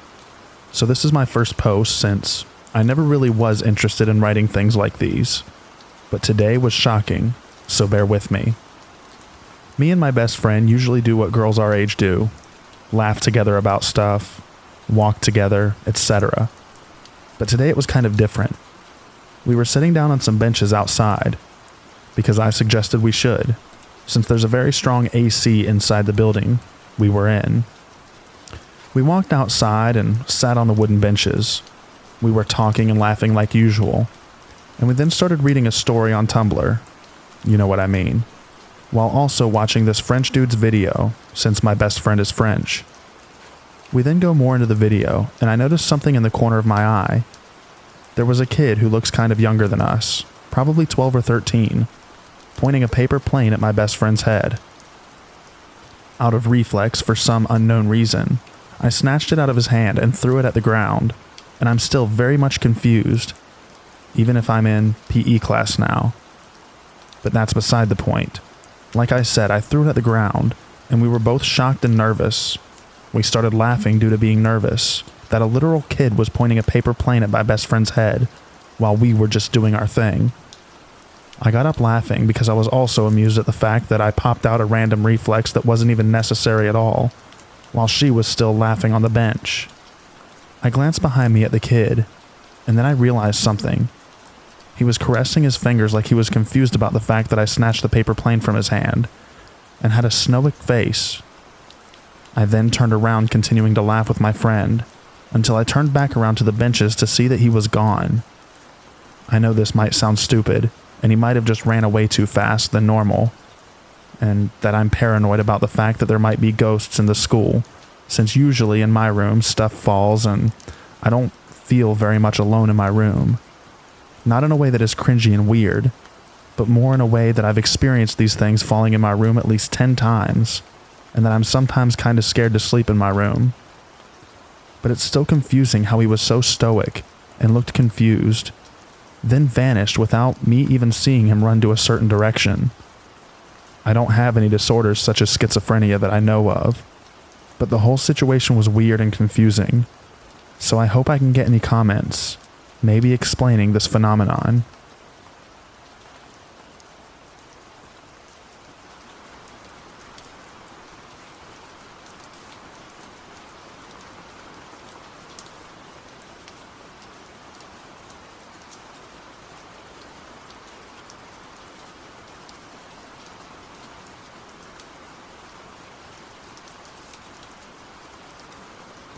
When I was a kid, 6 or 7, my mom moved us into an apartment, which had been an old home converted into apartments. The house was about 3 homes down the street from a mortuary, in which there was a wayward cemetery behind it. That's another story. So when we first moved in, I think everything was fine. But eventually, my mom's bedroom door would swing open and slam shut, and repeat.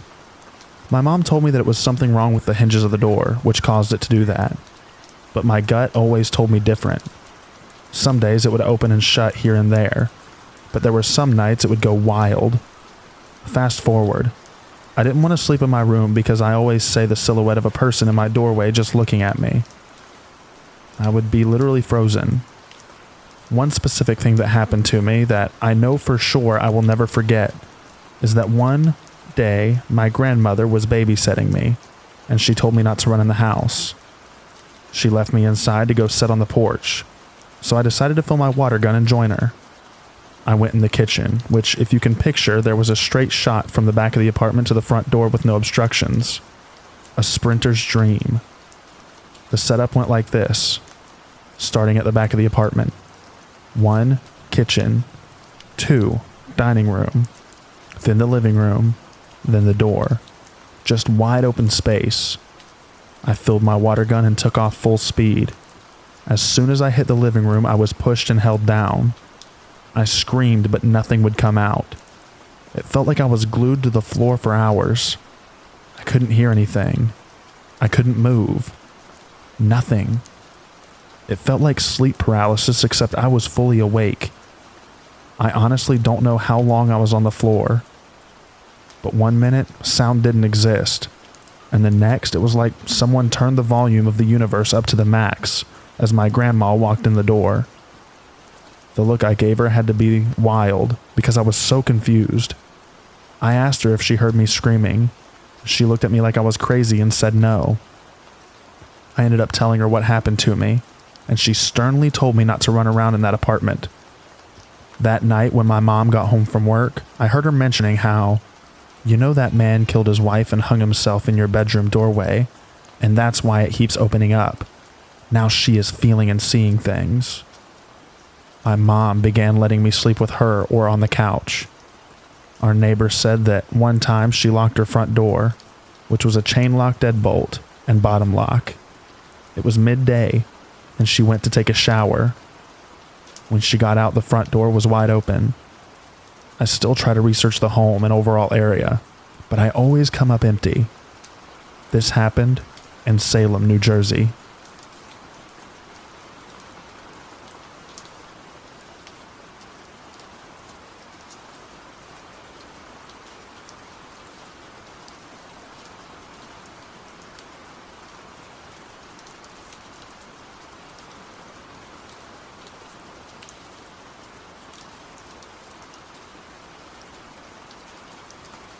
As teenagers, my cousins, siblings, and I would head out to the woods to a place we creatively named the Hills. We would ride our bikes down the trail and to this spot almost daily throughout the summer. For some reason, this particular time, we had walked instead. As we were walking, we were laughing and carrying on like most teens do. But that changed when we reached our destination and looked down the hill. I happened to see it first. As I looked down the hill, I got quiet because I saw a Civil War-era man leaning up against the tree. He had a felt hat on, a gun which was leaned up against the tree, and a ragged knapsack. I was in shock. He looked as real as you and me. I turned around to see if anyone else was seeing it. I asked my sister if she saw it, and she said that she did. My 2 cousins that were with us also saw the man. One of my cousins took off. She was out of there. She had to take a different path home because of where this man was standing. Those of us that were left standing there as she ran off turned back around to look at the man who was standing there. When we turned around, he was gone. It didn't take us long to get out of there after that. We were terrified. My cousins were staying with my grandma at the time. We all ran in telling our grandma our story, thinking she'd tell us we were crazy. Nope. She said, "Oh yeah, that man's been in my house before." I guess years earlier, she was laying in bed and heard someone walking through her house. Then she saw a man walk into her room. She said she quickly pulled her blankets up and over her head and prayed nothing would happen. Soon, she heard him walk out of the house. The next morning, all of the doors were still locked and there was no sign of him. There are a few other stories about this Civil War man. One coming from my uncle, and another coming from someone who lived around the same area. I'll probably write them in a part 2 sometime soon.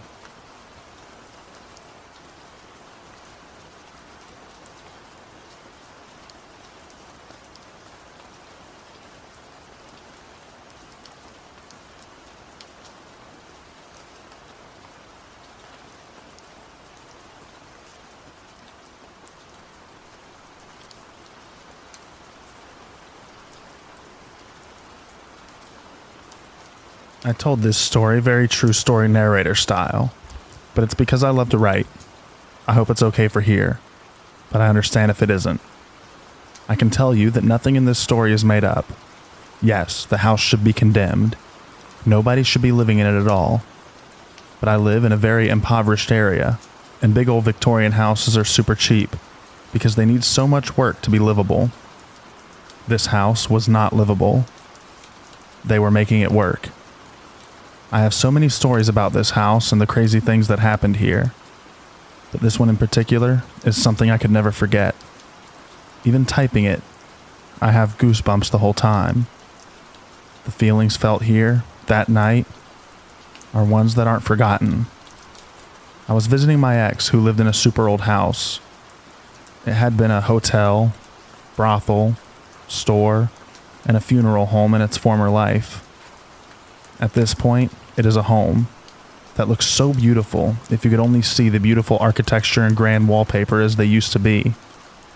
Instead, the house looks as if it had been forgotten for some time. Dust and cobwebs are visible on every surface, but especially on the deep mahogany carved trim that encircled every room and sometimes protruded into elaborate carvings of guardian protectors. It was unnerving to be in this home at any time. The hair on the back of your neck would stand every time you switched rooms, as if you had walked in on something that couldn't be seen. That feeling is something you can get used to, though. It's a feeling that fades quickly and grows comfortable after a while. This was a feeling that you didn't mind because it didn't trigger any emotion. It was just more of a reminder that some people are unseen. At night, the house was a different story. Not often, but some nights the house after the sunset felt different. It filled with tension. You could feel the hair on the back of your neck stand, but the energy of someone being there is much different. This feeling causes goosebumps. It's uncomfortable, tension-filled and chilling. This feeling doesn't fade, and sometimes return just for mentions of the stories that I encountered. Not lasting as long as before, but definitely there. This night, I went over because my boyfriend's parents and siblings had gone out of town and needed us to dog sit. We hung around the house and watched TV. That night, we decided we would travel to the upstairs back hall, just to scare ourselves. The house felt quieter than normal that day. We were worried we might not see anything in the back hall, like all the last spirits were on vacation. That night it changed. Everyone knows this house is haunted. There is no doubt. But as you climb the stairs to the second story, you're met with another level of paranormal. Almost constantly you hear things that don't make sense. You feel that negative tension in the air, and you catch things out of the corner of your eye that you can't find reasoning for. To add a little extra spice, the upstairs had lost all of its electricity several years prior. Instead, they had extension cords running to the 3 main bedrooms. The upstairs is split into 2 parts. One of the parts is at the top of the staircase. It opens to 3 main bedrooms, each with a giant door made of solid wood and sharing the same grand crown molding as the downstairs. Immediately to the left of the staircase was another identical door. This door leads to a hallway. The hallway has a few rooms and a bathroom. Room numbers still grace the front of each door to let hotel guests know which room would be accommodating them for the evening. As the sun went down, we got excited to go exploring and maybe dig up some trouble. Live for the adrenaline of it. Get a little spook in. As we went up the stairs, things felt different. Even in the dark, nothing was happening. Just like earlier in the day, the house was quiet. It just felt like we were in any old house. No goosebumps, no presence of another, no noise. As we turned the knob and opened the door to the back hallway, it changed immediately. Suddenly, all around us was a presence of darkness and a feeling of terror. We immediately had the same thought. No. We closed the door and almost immediately the air cleared of the terrible feeling it had presented just moments earlier. Since the house felt so calm, we decided to spend some time in my boyfriend's bedroom upstairs. As we lay there watching a movie, the lights flickered. Not uncommon because the extension cord fire hazard that ran from the living room and the upstairs. The flicker brought with it that horrible presence we felt opening the back hallway door rushing back to us. As we glanced at each other in terror, the lights flickered one more, and a loud crash came from the other side of the door, and repetitive beats like a toddler running pounded loudly in the hallway directly outside of the room.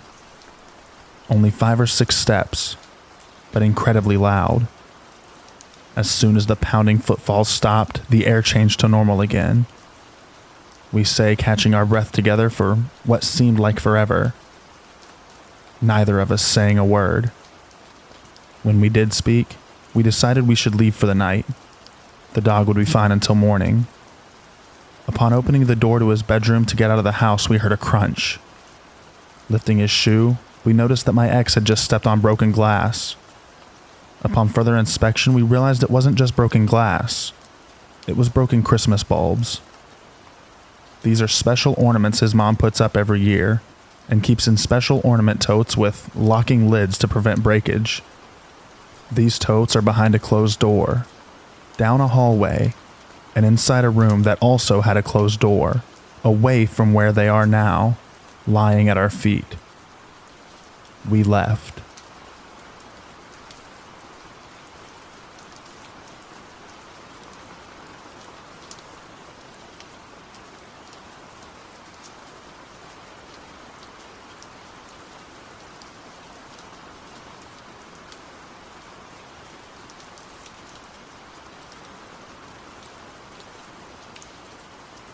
So I'm a college student, 18-year-old female, and all the residential areas on campus have a different name: Highland, Park, Historic, and North.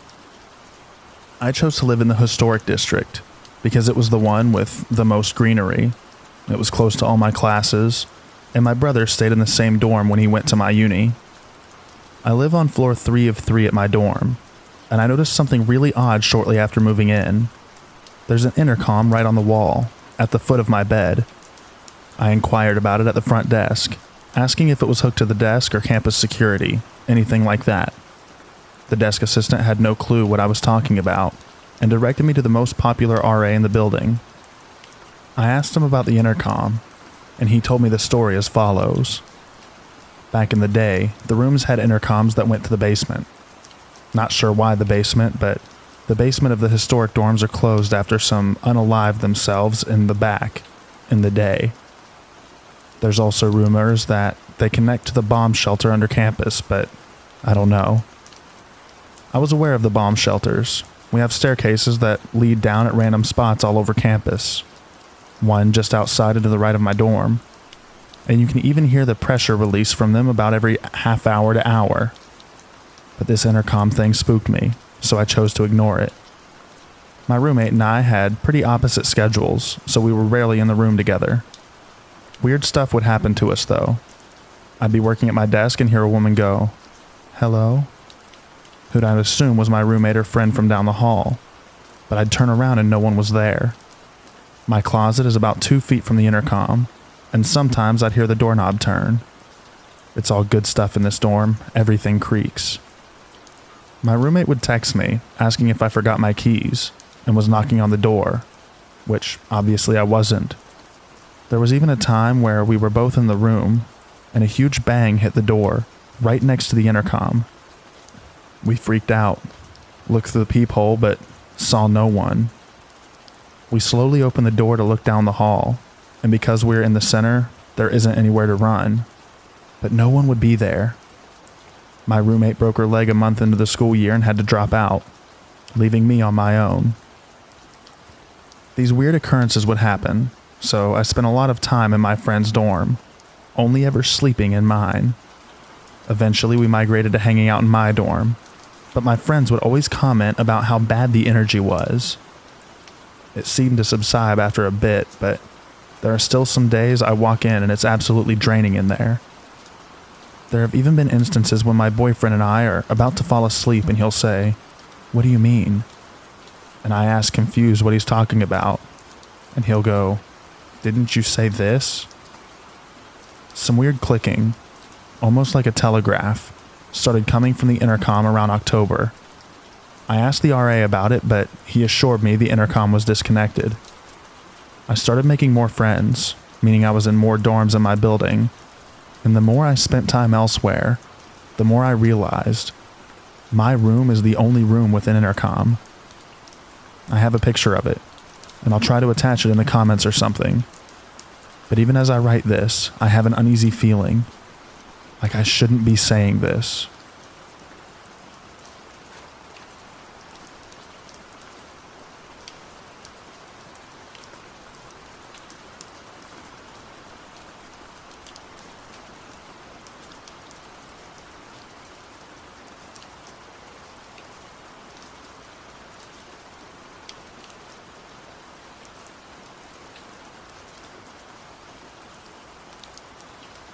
When my sister was young, probably about 5 or 6, we had just moved into a new house as a family. My sister was always good about sleeping by herself at night, which was ironic given how I myself was not. But regardless, she gave our parents relatively little trouble sleeping by herself ever. Except one night, when she had a particularly rough night and went downstairs to ask my mom to come sleep with her, because as little kids tend to do, she got scared. Mom goes upstairs with her and lies down. My sister falls asleep, but my mom is struggling to fall asleep. That is, until Dad gets in bed with her, holding them both. Helps Mom fall asleep. They all pass out together. Mom wakes up. Dad isn't in bed with them anymore. That's fairly typical.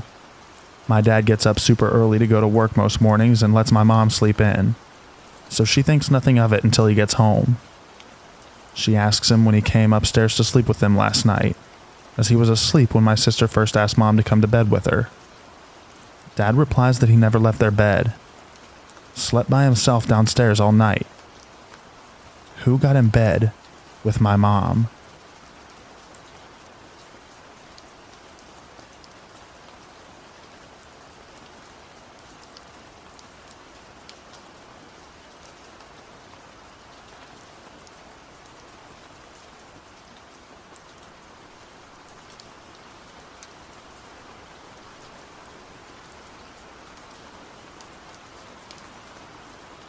This thing happened on a holiday in Ibiza in the summer of 2018.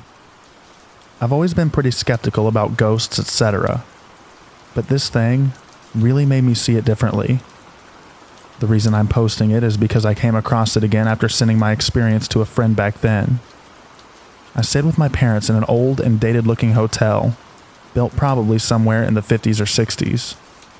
The 2-bedroom apartment had a dismantled fireplace in it, and the doors were rigid and had vintage but sturdy knobs. The apartment had this key card holder in order to have electricity in the apartment.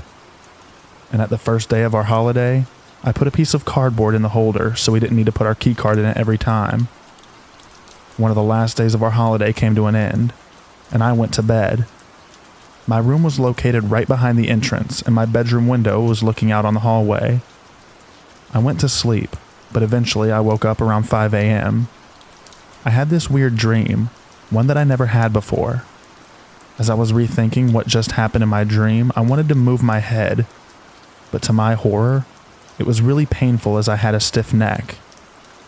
Luckily, I could move it enough and managed to turn on the lamp on the nightstand. I looked at my phone to see what time it was, and also tried to ease the stiff neck a bit, but that didn't help. Eventually, I turned the lamp off and went back to sleep. About 5 minutes later, for no reason, I was just blankly staring into the room full of darkness, and a tiny bit of light coming through the curtains.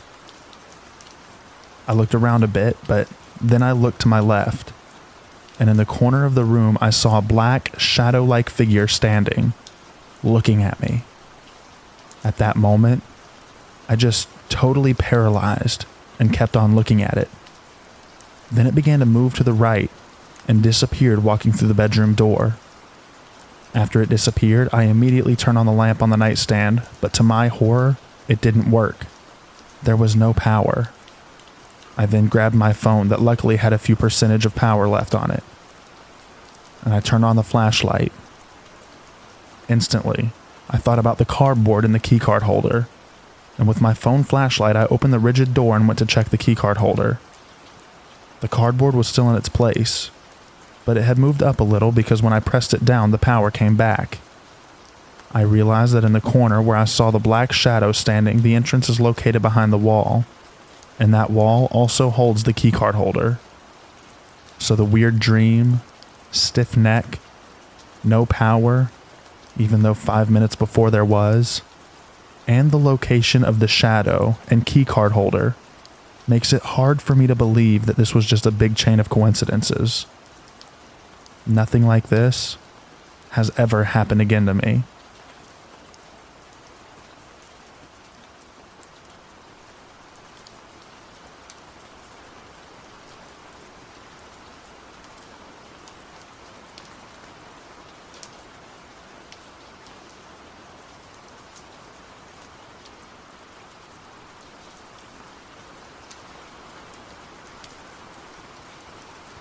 From 2010 to 2011, my family lived briefly in an early 1900s house in Ashland, Kentucky. The house was 3 floors, with a 3rd floor being converted to an attic. My older sister's bedroom was essentially the whole 3rd floor, while my younger brother and I shared a room on the 2nd floor next to my parents. For my siblings and me, there was a definite culture shift moving in to Ashland from Nashville, Tennessee. We went from a more suburban area to a more somewhat remote area of northern Kentucky.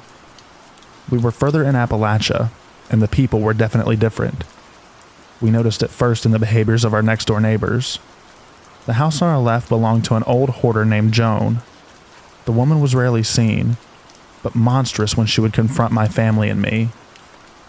She didn't drive, but there was an old gray sedan filled to the brim with newspaper and trash that sat in her driveway for as long as we lived there. Her backyard was littered with ancient-looking antiques, statues, and furniture. After once finding my brother and I snooping around her yard laughing at all the junk she'd collected, she made a statement along the lines of, "Ruth should straighten you out," and motioned back towards our house.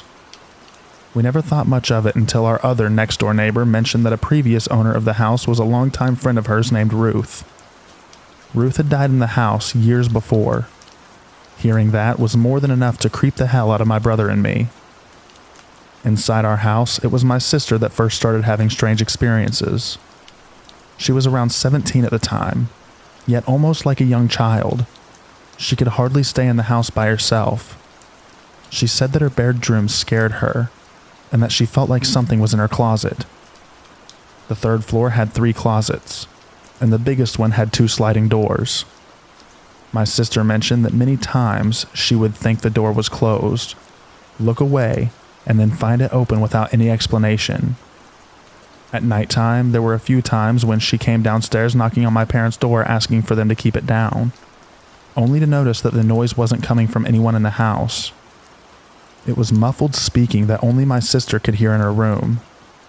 After a few months, my sister became so uncomfortable on the 3rd floor that she moved to our 2nd floor guest room. My brother and I quickly begged to take the 3rd floor room because it meant more space.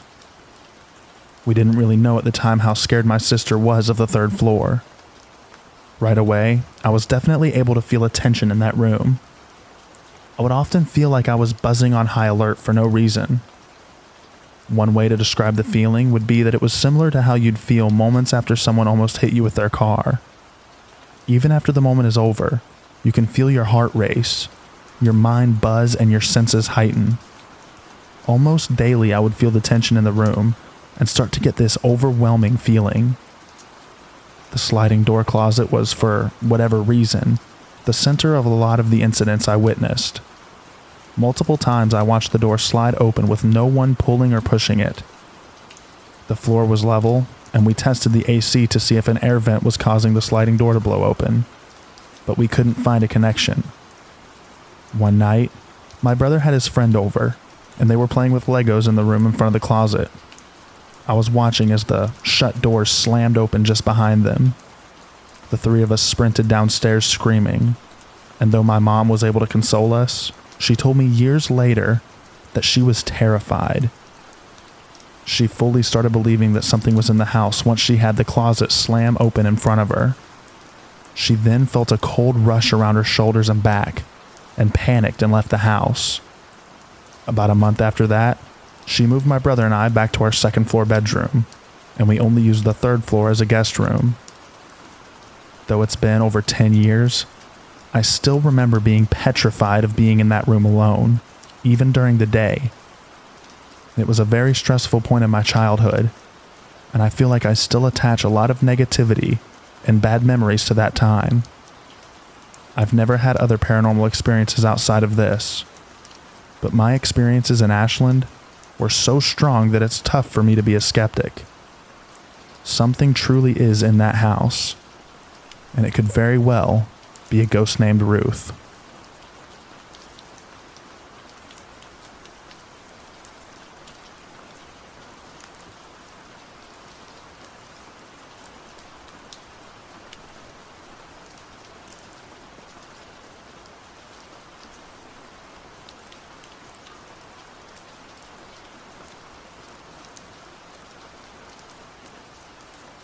My childhood 1970s home was on a street that dead-ended into a cemetery.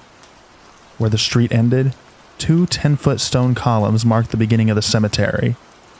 A streetlight about 5 yards before the columns lit them up come dark. When I was 10 years old, I was allowed to play outside in the neighborhood until 10 p.m., or about dark in the summertime. One early fall evening, it was about 8:30. It was getting dark early, but I was determined to stay out until 9 o'clock. A friend of mine lived in the last house before the cemetery began. I went there and knocked on the door, asking the mom who answered if my friend could come out. She agreed and said, "Wait a minute, I'll get her." I sat down on the front steps to wait for my friend and looked towards the cemetery columns. I saw a man standing there on the cemetery side, kind of shadowy as the streetlight had not come on quite yet, but I could see him well enough. He had on green dicky pants and a shirt, the kind workers wore, and he was smoking a cigarette. I thought he might be from the neighborhood. I literally blinked and then he vanished. At the same time, the streetlight blinked on. The man was gone. I could see far enough in all directions to know that he couldn't have walked away in any direction. I was so spooked I jumped up and ran home, not waiting for my friend.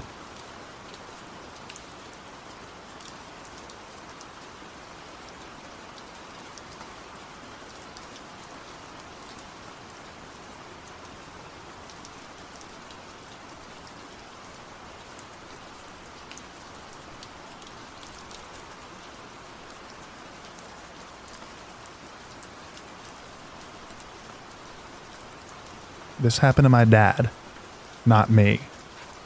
Around 2 years before I was born, my dad was taking the night shift at a school. He was a custodian. He went around the school checking if anything was off and cleaning. After he was done with his job, he went on to exit the school. Before he left, he went to close and lock the doors inside of one of the hallways. He did so, and right when he turned around, all the doors had slammed shut at once. He was terrified and closed and locked them as fast as possible. He ran out and got out of there.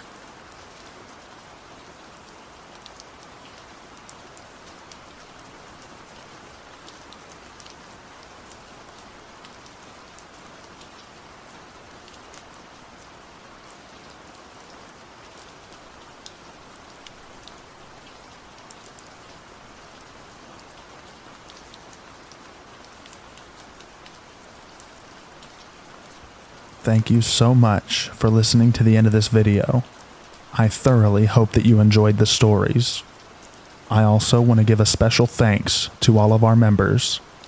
Thank you so much, Interscare Wifey, Chili, Snowing Wine Drops, Tina Mead, Taylor Ruist, Claire, Casey Brown, Atlas, They Love Jay, No One, Avery Prolks, Antoinette Flowers, Snea Nair, Tyler Aliberti, Francis Egan, Natasha Hovermail, Leslie Jarbath, Caroline Hawksworth, Glenn Williams, Tamaki Amajiki, Thumb, Eric Donter, Selena Stewart, The Grim Reaper's Nightmare, Lisa Lynn, Tangela Young, Miss Cannabis, Anon Q, Mathematica, Carrie Morris, Christy Goodall, Cherry, Skincrawler, Taryn, Hail Mary, Ruby Wilson, Jennifer Moyer, Bendy the Ink Demon, Cappy Karma, Paul Reese, Fia Maj K0101, and Honey Ponds. Thank you so much for being members. I heavily appreciate it. And thank you all so much for watching. I appreciate all of you. Everyone, have an excellent rest of your night, and enjoy the rain at the end of this video. Good night, everybody.